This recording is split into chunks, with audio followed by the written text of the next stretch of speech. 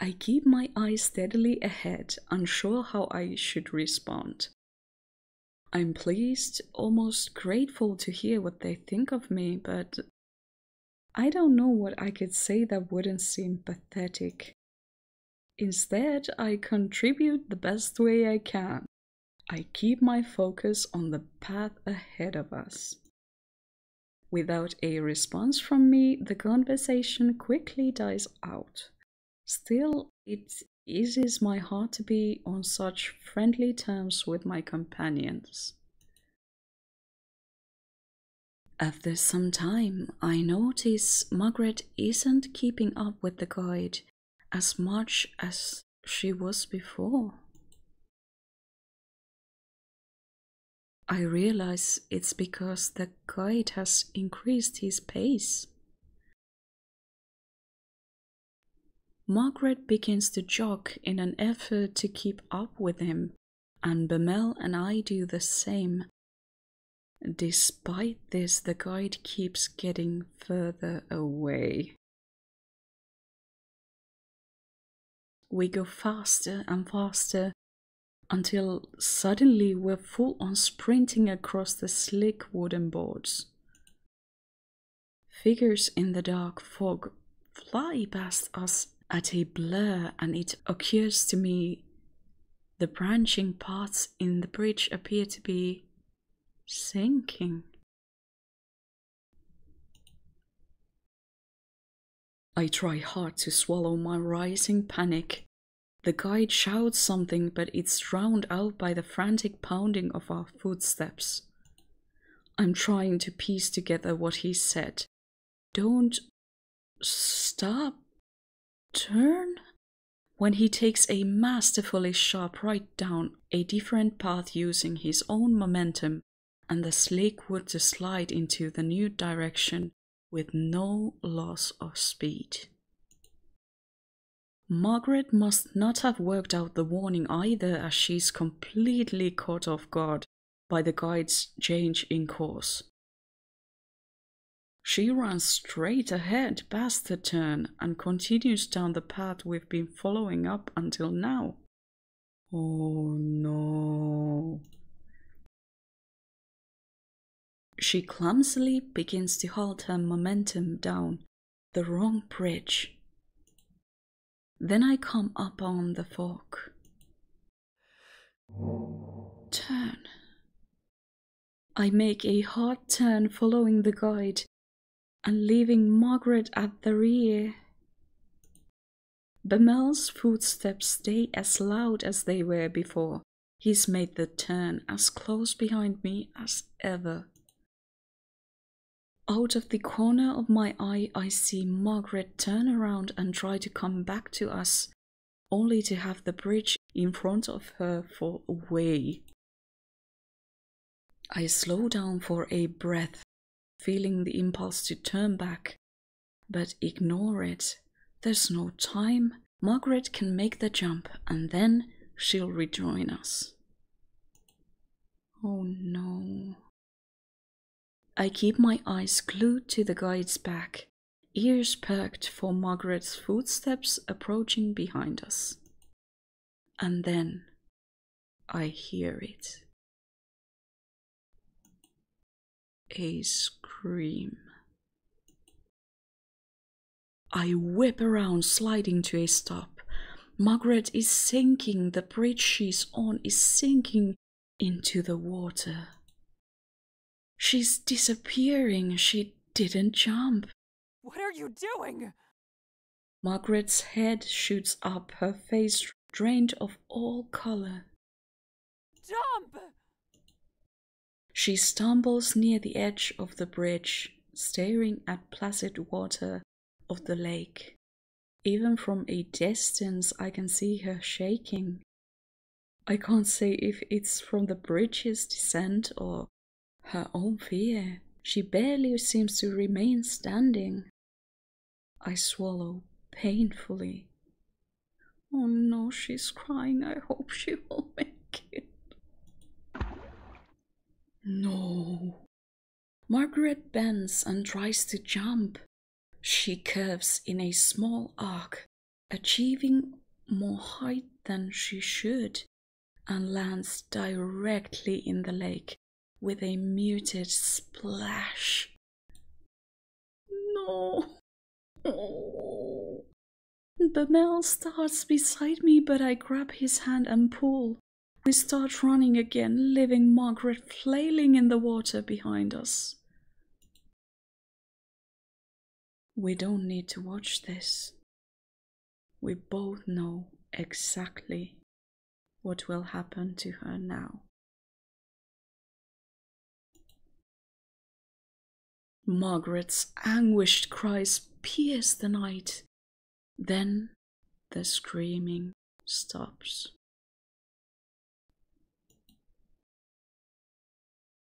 My legs grow weak. It isn't right, but I push myself to keep going.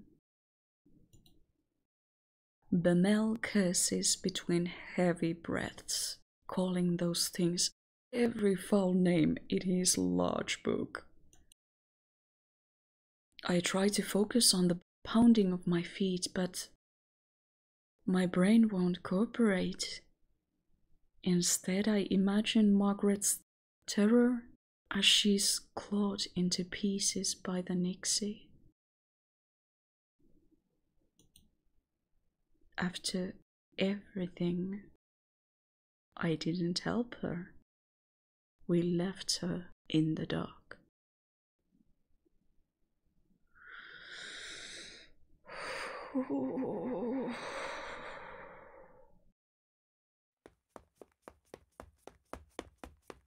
As the night wears on, our strength rapidly fades. How much longer will this last? People have to rest sometime. Almost as if in response to my thought, the guide abruptly halts. I skid to a stop as well, sliding on the surface of the wood. Why did we stop? Bemelle's voice is tired, but his guard is up. The guide doesn't answer, just stares at something slightly out of view. I step up to join him, following his gaze further down the path. There are many things not right here. I mean, the guide could have warned us that he's gonna be increasing the pace. He could have warned us beforehand that some parts of this bridge might not be stable. He could have warned Margaret before that, okay, I'm gonna make this quick turn, follow me to this direction. It's almost as if he didn't find her worthy of those warnings, as if he didn't care enough to warn her, to protect her. I still very strongly feel like there's something wrong with our guide. The guide doesn't answer, just stares at something slightly out of view.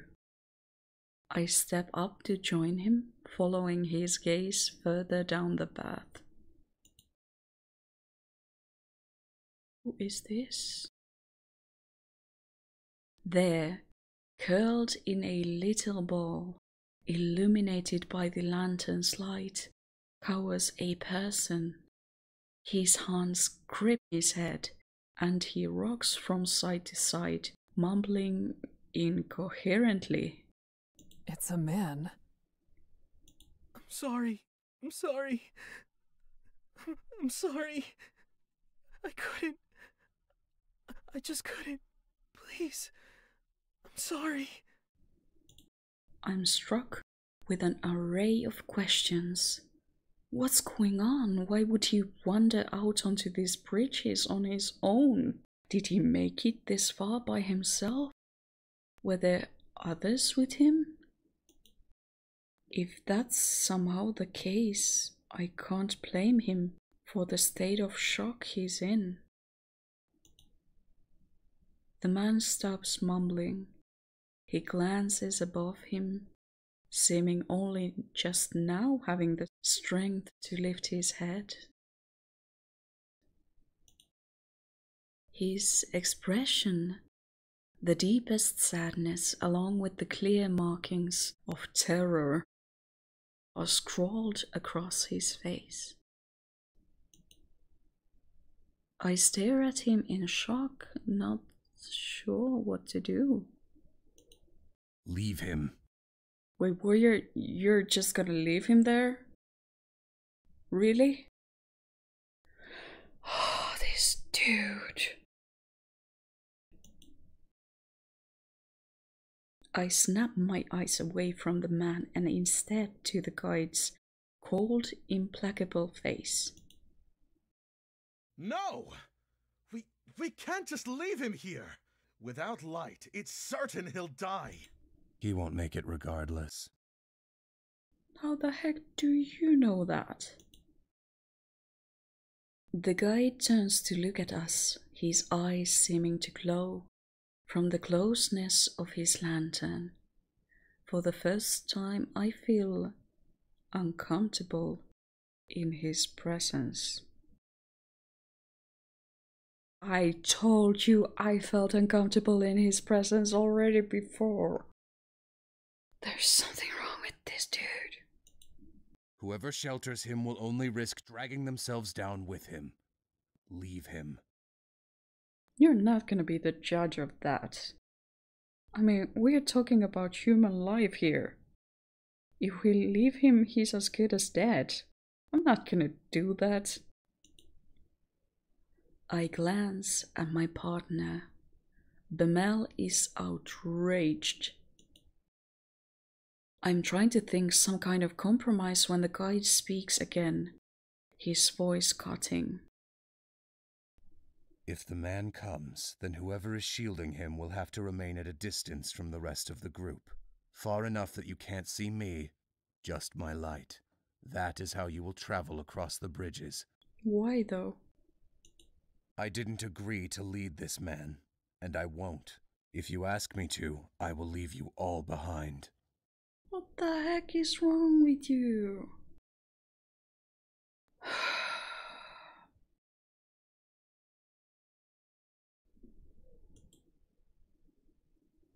Adrenaline surges through my veins, and I tense up. It's a painful reminder that the guide isn't here to save our lives, but merely to show us the way. We're on our own.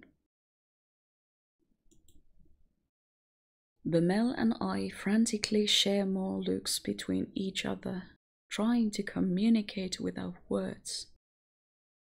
Neither of us have a desire to speak and be the first to make a choice. The man is standing now, though still hunched, with his arms wrapped around himself, as if expecting a blow. He stares at the ground rather than at us. Because of this, I'm having trouble reading his face. What exactly happened to him? Are you well, stranger? Do you know where you are and why you're here?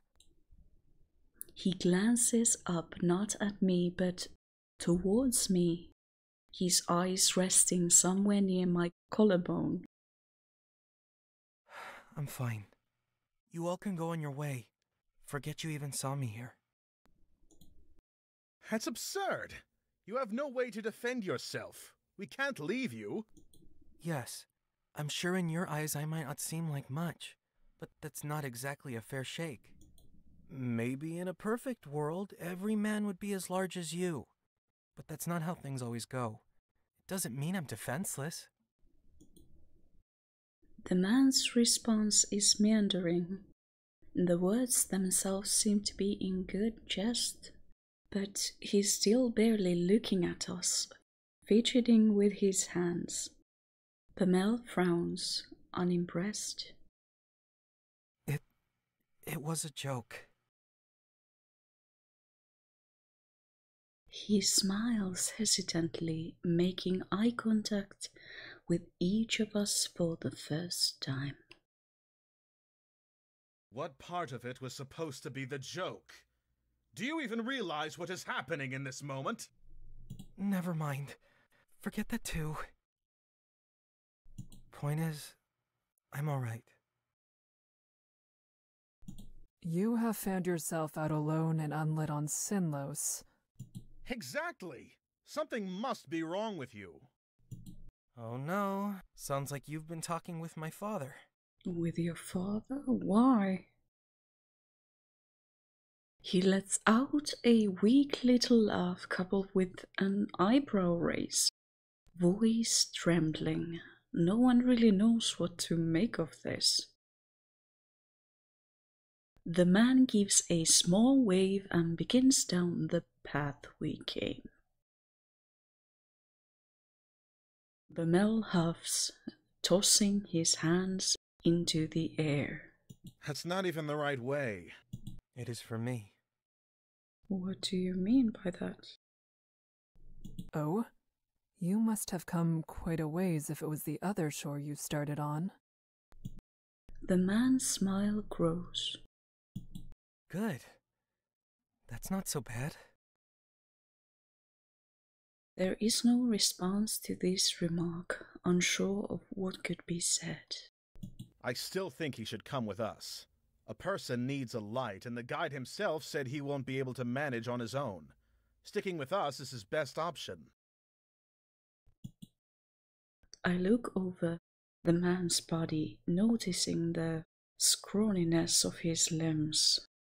Scrawny, but not necessarily lacking in muscle. The bravado he was showing as he tried to leave us has faded yet again, and now he's standing quietly, looking at us as if watching a play. Interest, but not true connection to the events. It's easy for you to say such things, but whose light are you offering? It's not mine, and you are putting her in even more danger with your own presence already. Bemelle's hands turn into fists. He looks away but doesn't say anything. For a moment, no one does. I feel a cold sweat on my brow as what I feared comes to pass. He's stopping us from protecting another. Why must he get involved now? Why can't he not leave us to make our own decisions? You... Don't worry about me. I'll be on my way now. What? Why would we leave you here? Why can't we take you with us? The man's voice is full of something I cannot place, and he starts to shuffle back down the way we came, arms still clenched around himself. I know the guide wants to act as though there is no option. However, I could stay back with him. It'll put Bemelle and myself at significantly more risk, but at least this man will stand a chance. Oh no, I'm gonna have to make a decision again, aren't I? Oh, put out a hand to stop him, do nothing. I'm gonna put out a hand to stop. I'm gonna try to save him. I hope I made the right decision. I don't want to lose Bemelle. I've grown fond of him. I kind of trust him, and I appreciate his willingness to protect others. But I really don't want to lose him. I hope I didn't make the wrong choice. I straighten my arm out like a rod, blocking his progress past me. He stops, perplexed. I am not afraid to stay behind, as long as Bemelle can remain upfront with you in your light. The guy doesn't say anything, doesn't even blink. He's not human, okay? He doesn't even blink. He's just, I don't know what's going on with this guy, but everything is not okay. Bemelle smiles sadly at me. One can always count on you, Kikka. I hope so. The man, meanwhile, stands with his mouth agape, truly and genuinely shocked. Well, what will it be? That is fine by me. I can stay on the fringes of your light. That way you won't have to worry about a repeat of what happened earlier. Oh boy. I swear to God, if this guide is gonna get Bemelle killed, I'm gonna be so effing furious. I'm gonna kick the guide's ass if something happens to Bemelle. But I don't trust this dude one bit. He stares at the stranger. The man shakes under the attention. No, really. I could just go on my own. It's fine. I step closer to him, lending the support he seems to desperately need. You do not need to go this alone. I will protect you. The man stares at me. I return his gaze, willing him to see my certainty. There need be no more blood spilled tonight. Slowly the fear melts off his face, replaced with something like resignation. Then he drops his gaze to the floor. Okay. All right. I grasp his shoulder and turn to the rest of the group. You should get a head start, correct? You'll have to put some distance between us.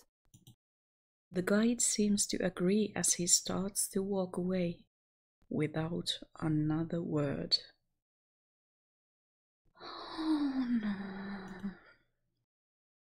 Bemelle smiles, first at the stranger and then at me.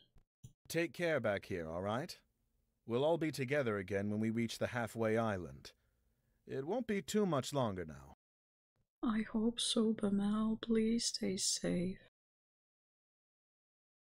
We'll have a nice little camp out, and you can properly introduce yourself to us. Maybe even tell a real joke or two. Burn. The man emits a nervous little laugh and ducks his head.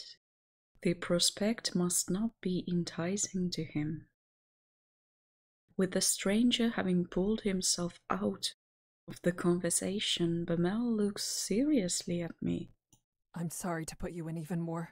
Stop. Bemelle shakes his head, still smiling. I don't begrudge you at all. In fact, I'm glad you did. All I want is for you to remember that goal.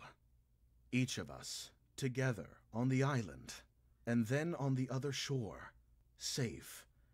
This isn't about what our job is, or where other people need us to be.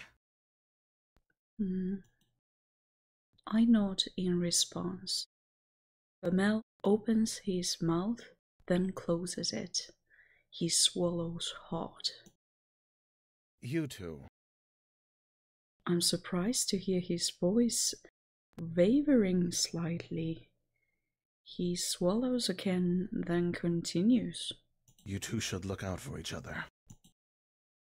He takes a few steps back as if to go, but his eyes don't leave mine.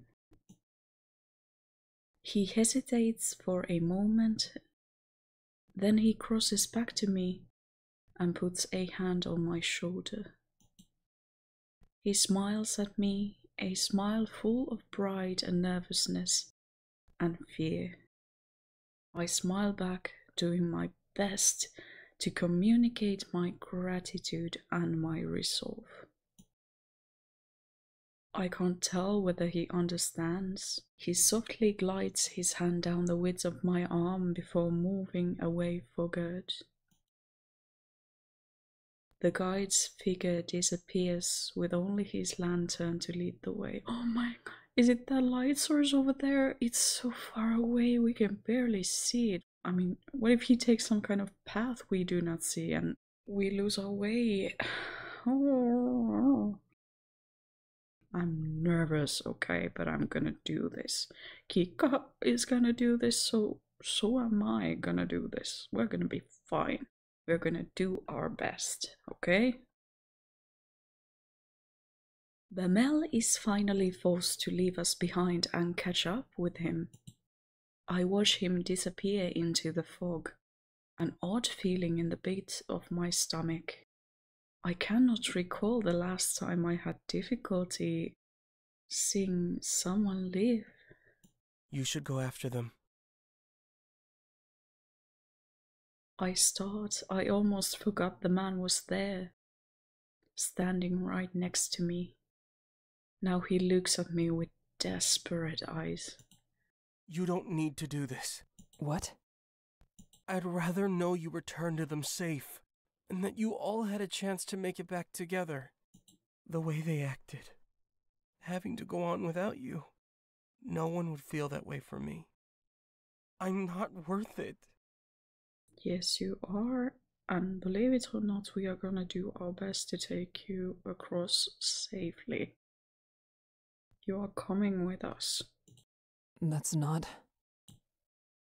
I stop, unable to say the last word.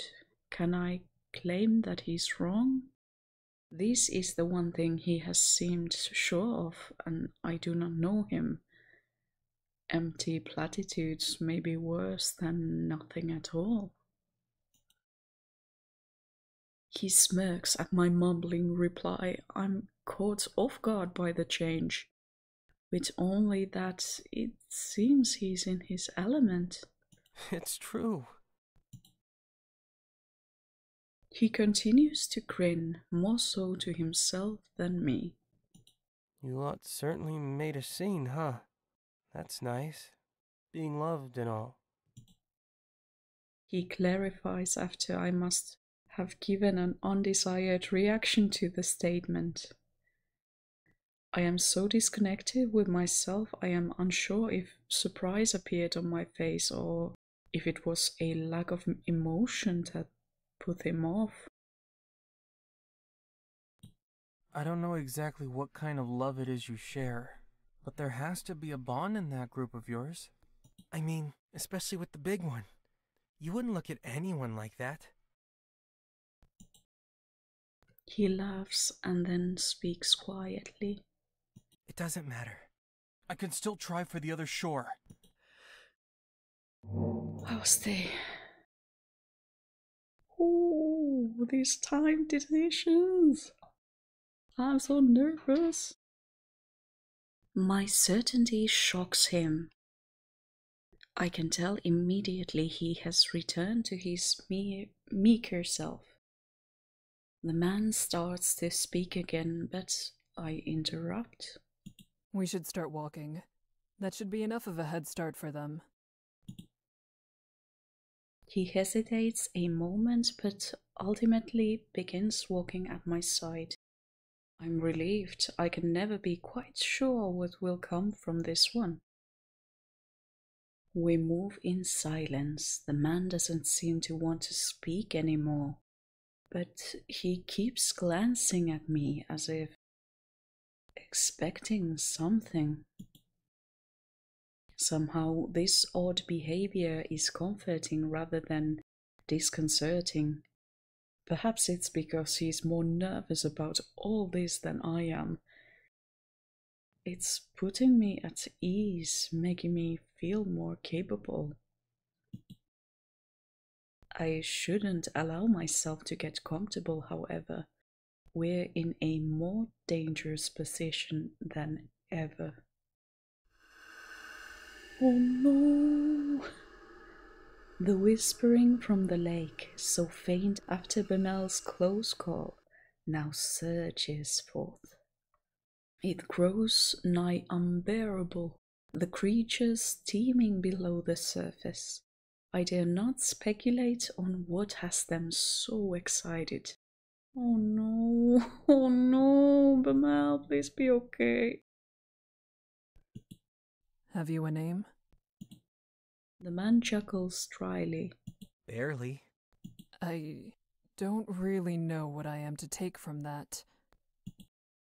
This time his laugh is more of a bark, quickly out and swallowed back up. Then he frowns. Lou. Only 2 letters. So barely. Lou, okay. Nice to meet you, Lou. I see. What are you doing out here without the guide? Perhaps the question isn't appropriate to ask. After all, only the darkest of circumstances spurs someone to cross Sinnlos, but this situation is very strange. I might even go so far as to say it's suspicious.